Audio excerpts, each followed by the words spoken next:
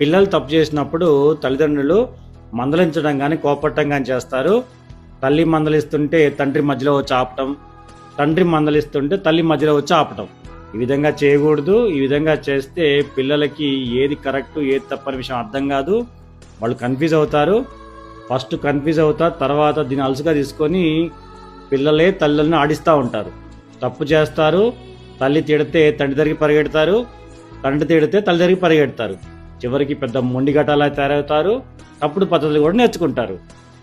అందుకే ఎవరన్నా ఒకరు పిల్లల్ని మందలిస్తూ ఉంటే మరొకరు వచ్చి మధ్యలో ఆపకూడదు.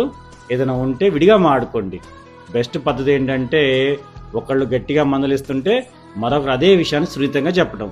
ఎగ్జాంపుల్ చెప్పాలంటే తల్లి బాబు ఫోన్ చూస్తున్నాడని గట్టిగా మందలిస్తుంటే తండ్రి అదే విషయాన్ని నాన్న అమ్మ చెప్పింది కరెక్టే, ఫోన్ చూడొద్దు, నీ కళ్ళు పాడైతే అని సున్నితంగా చెప్పటం.